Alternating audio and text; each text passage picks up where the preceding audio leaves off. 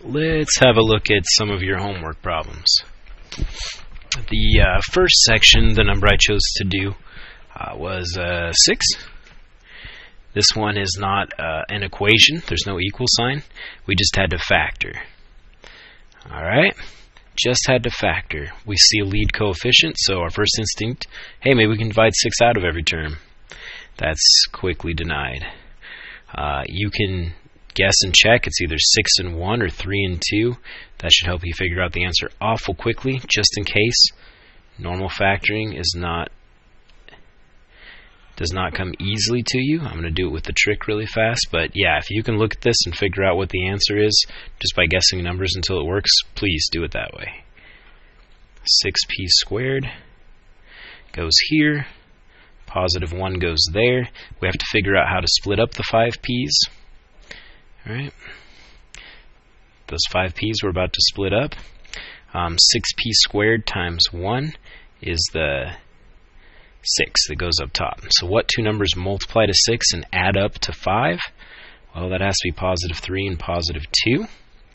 So we're going to put a 3p here, 2p here. What's the greatest common factor? 3 goes into both terms, and there's a p in both terms.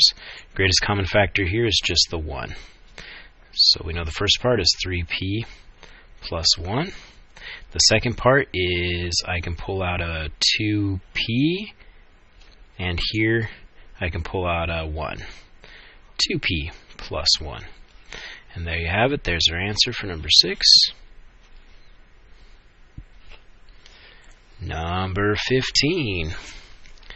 There are only 2 terms, which should probably set some triggers off in your head in a good way. 49, 16, they have something in common. They are both perfect squares. Difference of squares, right? 1's plus, 1's minus. Take the square root of 49n squared, that's 7n. Put that here and here. Square root of 16 is 4. Put that here and here. Done.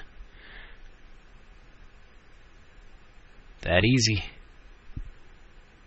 Your last one was number 33.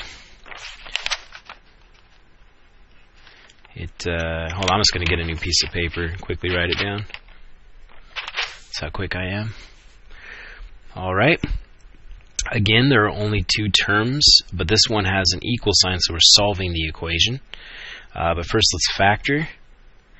If you look, they're not perfect squares, at least not yet. But I notice 11 does go into 44. So the first step, I'm going to factor out that 11.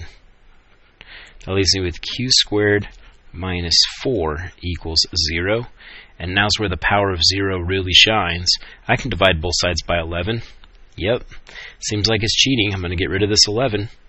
Right? That's going to leave me on this side with q squared minus 4. On this side, 0 divided by 11, still 0. Now I do have the difference of squares. Right? I have q squared is a perfect square. 4 is a perfect square. 1's plus, 1's minus. So our solutions are q plus 2 equals 0 or q minus 2 equals 0. Subtracting 2 from both sides, this would be q. Here, make them look more like q's. Q equals negative 2. On this one, if I add 2 to both sides, q equals positive 2. Or some people would prefer writing q equals plus or minus 2. Alright, the other sections of the homework were all review. Make sure you're asking me if you have any questions. Hate to see you just stare off into space, not try any of this, and get home and wonder what's going on. The reason we do it this way is because that leaves me with a good 25 minutes of class to help you individually, one-on-one. Please, make use of it.